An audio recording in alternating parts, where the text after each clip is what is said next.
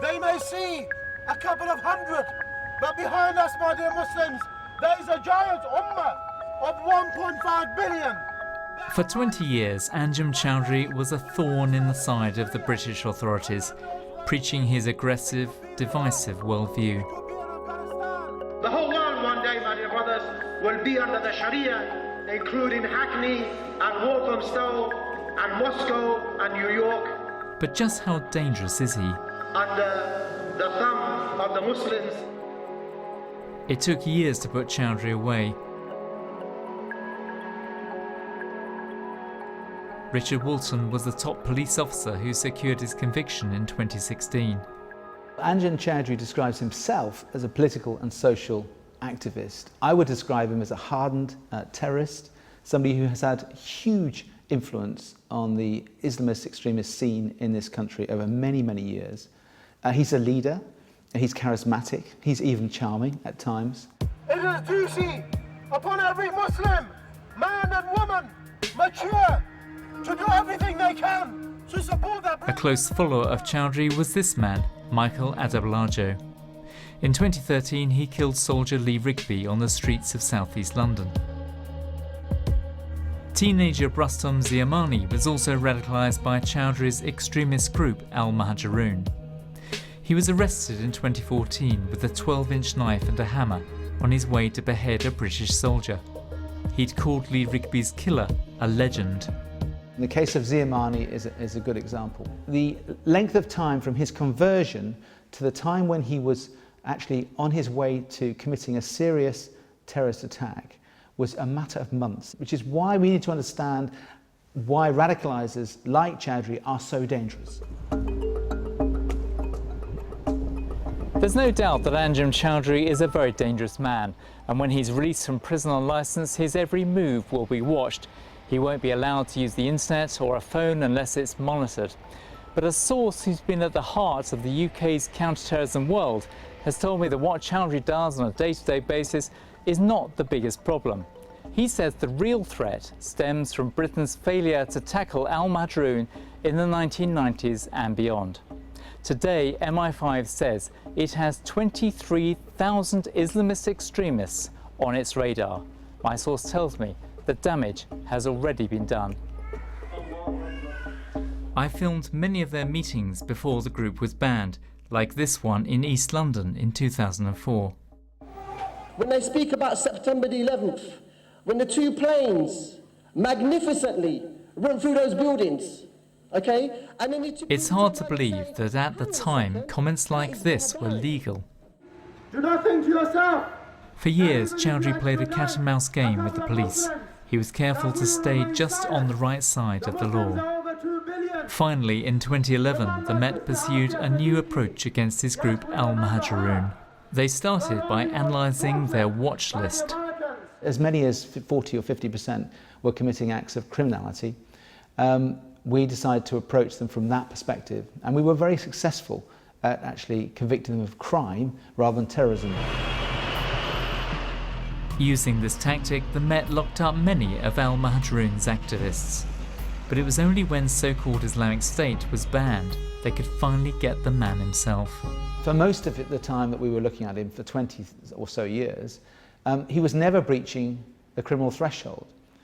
But he made a mistake himself because he failed to recognise that Islamic State had become a proscribed organisation, and therefore by inviting support, encouraging others to join Islamic State, he was breaking the law. The second he did that, we were aware that the law had been broken, and we with tenacity, we prosecuted him and successfully convicted him. The tactic of suppressing Al-Muhajirun was, on the face of it, a success. Key people were being locked up, although sometimes the sentences were very short, and some Al-Muhajirun supporters are being released from prison now. My counter-terrorism source told me that in the 3 years up till 2020, around 50 Al-Muhajirun supporters will have been released from prison. Many of those individuals will be assessed as low risk, but none of them will be assessed as no risk. And it does place a financial burden of resources. And I should say that also that when you place resources on convicted terrorist offences, when you have surveillance teams following them around, etc., You're taking away the resources from sometimes more hardened individuals who are plotting attacks. So it's a diversion of resources that you need to deal with the current threat at the current time. So how strong is Choudhary's network today? Luton was once the de facto HQ for al-Mahjourun. We're in the Berry Park area of central Luton. This used to be a hotbed for al-Mahjourun activity. The question today is, how significant is the group? Al-Mahjourun used to leaflet on this street. Most shopkeepers didn't want to talk. Some were too scared of reprisals. But this man agreed to speak up about the prospect of Choudhary's release. People like Anjem Choudary, they should strip them of their British nationality and kick them out of the country. Kick them out? Kick them out, and that will do us all a favour.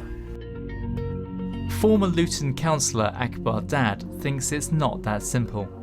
He spent decades fighting extremism in the town and believes al-Mahjourun has gone underground.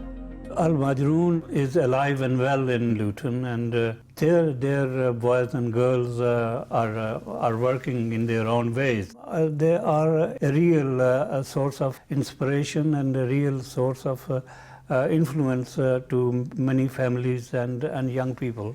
The numbers, 10, 20, 50, more than 100, what's your best estimate? I would say thousands, not hundreds, but thousands. There Thousands are people in the community who subscribe to the ideology of al-Mahjourun. Thousands? You think that thousands of people subscribe to this kind of ideology? Yeah, that is correct. Bedfordshire Police stresses that the vast majority of residents do not tolerate those who hold such extreme views, and points to recent successful prosecutions. But many experts agree that al-Mahjourun is still a toxic influence. In June last year, a man with a long history of supporting the group, Khurram Butt, led the London Bridge attack. 8 people were killed. There is, to be frank, far too much tolerance of extremism in our country. But it is time to say enough is enough. I still believe that we are underestimating the potency and the dangerousness of the radicalisers who don't carry knives, guns and overtly plot terrorist attacks, but who pollute the minds of young, predominantly Muslim men. We've consistently underestimated their effect within our own community, within our own country. This week, the focus is on one man, but beyond that, the bigger challenge is how to tackle those who share his views.